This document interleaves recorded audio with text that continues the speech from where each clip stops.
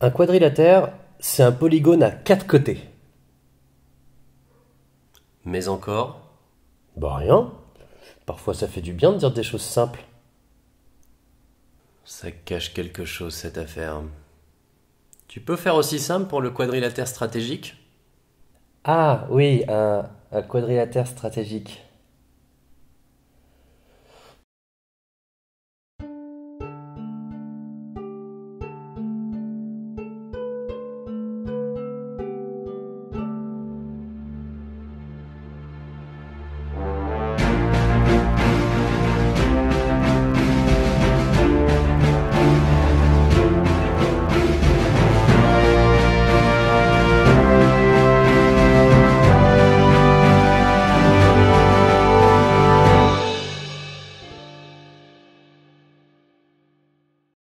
Bienvenue dans cette dernière vidéo d'une série de 3 portant sur la campagne d'Italie.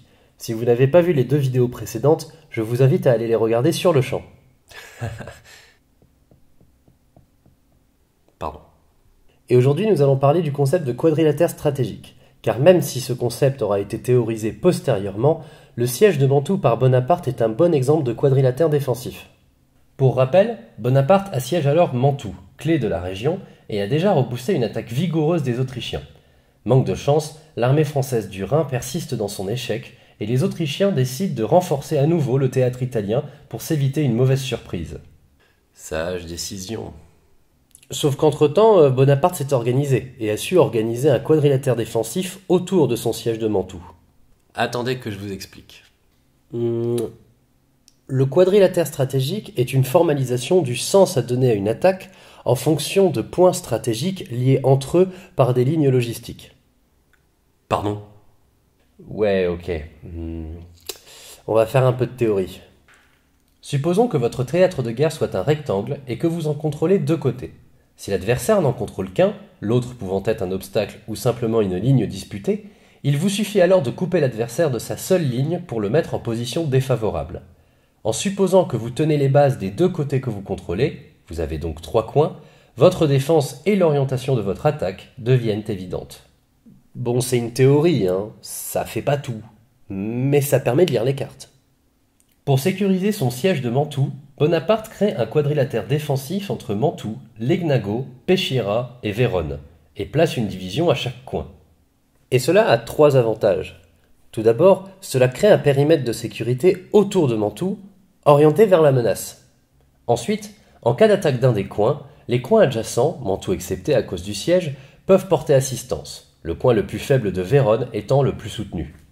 Enfin, cela permet à Bonaparte de s'adapter aux attaques en fonction des côtés visés, et d'être efficace dans ses mouvements défensifs. Il peut alors laisser passer certaines colonnes, dont l'effort sera complètement coupé par le rétablissement du quadrilatère. En effet, avec une forte tendance à disperser leurs efforts, les Autrichiens tentent par 2 fois de libérer Mantoue en attaquant plusieurs points. Bonaparte, bien renseigné, repère à chaque fois d'où vient le véritable effort et laisse passer l'autre, trop faible pour inquiéter la division de Mantoue. Il arrête ainsi une contre-attaque à Bassano le 8 septembre et une autre à Arcole le 17 novembre. Mantoue est toujours assiégé et le quadrilatère est préservé.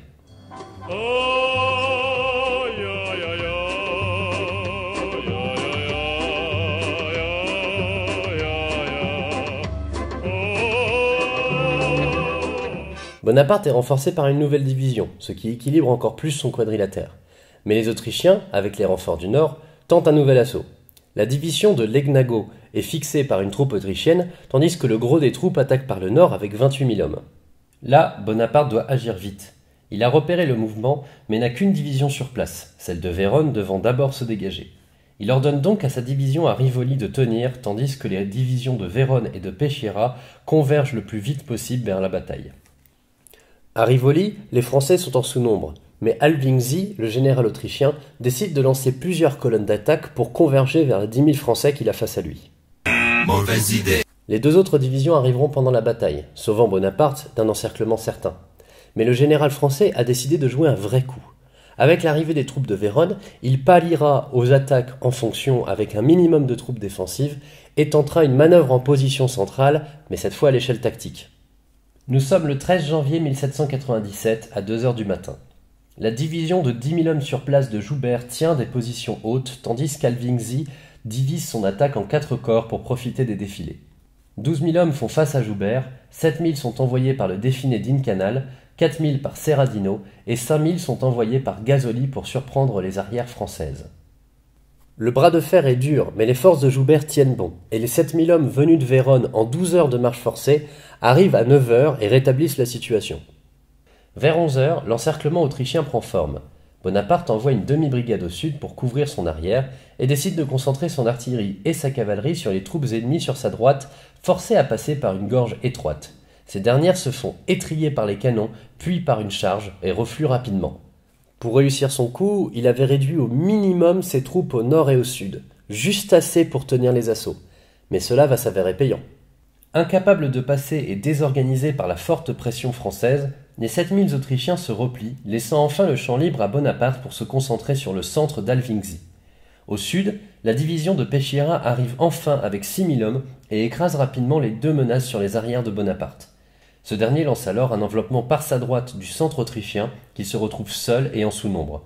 Le repli est alors exécuté dans la panique et les Français poursuivent leurs adversaires jusqu'au lendemain. Ici on a un très bel exemple de manœuvre en position centrale. Bonaparte n'a jamais attaqué en sous-nombre et a su s'assurer une défense minimale tout en profitant de la dispersion autrichienne.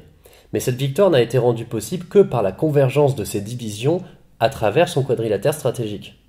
Si avec ça on n'a pas une bonne combinaison des 3 vidéos de cette série... Au total, la bataille aura engagé 23 000 Français contre 28 000 Autrichiens. Si Bonaparte perd environ 4 000 hommes, les pertes adverses s'élèvent à 13 000 hommes, plus 40 canons capturés. C'était la dernière attaque autrichienne. Si l'attaque du sud à Legnago a réussi à atteindre Mantoue, cette dernière se retrouve piégée par le retour français et doit se réfugier à Mantoue. Le 16 janvier, 3 jours après le début de Rivoli, la forteresse capitule enfin. Le quadrilatère défensif de Bonaparte a tenu. En lui permettant de faiblir là où il sentait qu'il n'était pas nécessaire de se disperser, ce dispositif simple lui a permis de converger vers les véritables menaces avec une force de frappe locale toujours supérieure, bien couverte et bien orientée. Allez, je vais pas vous laisser comme ça, on va finir la campagne. Encore renforcé par une division, Bonaparte s'élance vers l'est. L'Allemagne, dont il a brisé les renforts, ne l'intéresse plus. Il vise Vienne. Il avance jusqu'à rencontrer l'archiduc en personne à la bataille de Valvassone ou du Tagliamento et le bat le 16 mars. Il va même jusqu'à prendre Trieste. S'il est à moins de 100 km de Vienne, il sait qu'il ne peut se permettre d'étirer plus loin ses lignes. Cependant, il arrive à forcer le Tyrol et à y prendre les magasins autrichiens. Ces derniers ne peuvent plus intervenir en Italie. Bonaparte entame les pourparlers le 7 avril, mais tout n'est pas terminé. Il lui reste à soumettre les États italiens et à rassurer un directoire inquiet vis-à-vis de son indépendance. En même temps, le mec a trivialisé une guerre en 1 an sur un front secondaire en battant coup sur coup 7 armées. Larry, what the hell are you... Larry, you can't just... Il écrase les États italiens, fonde des républiques sœurs et pille allègrement œuvres d'art et argent, allant jusqu'à envoyer jusqu'à 50 millions de livres au directoire. À titre de comparaison, le déficit français en 1796 est de 240 millions de livres. Le 18 octobre 1797, il signe le traité de Campo Formio et impose une nouvelle vision stratégique au directoire. La France y gagne la Belgique, la rive ouest du Rhin, et oblige l'Autriche à abandonner ses droits sur le Milanais et la Lombardie au profit de 2 nouvelles républiques. Pour compenser, Bonaparte laisse l'Autriche prendre la Vénétie, l'Istrie et la Dalmatie, supprimant de facto l'État vénitien. La France y gagne les îles ioniennes grecques. 3 nouveaux départements français. On n'arrête pas le progrès. C'est ainsi que Bonaparte rentre dans le gratin du commandement. On voit déjà ici des principes qu'il améliorera une fois empereur. En tout cas, j'espère que ces 3 vidéos vous auront fait comprendre ces concepts stratégiques qui nous rapprochent de la guerre moderne. Vous inquiétez pas, hein, Napoléon va nous donner d'autres leçons tout aussi importantes, on aura le temps d'y revenir. N'hésitez pas à me dire si ce format d'épisode par paquet vous a plu et vous paraît intéressant. On notera que j'ai même pas abordé tout ce que j'aurais pu. Logistique, guerre au compas, marche forcée, topologie, renseignement... Tant de choses à faire. En tout cas, c'est la fin de cet épisode. Moi, je vous remercie de m'avoir écouté et je vous souhaite une bonne journée.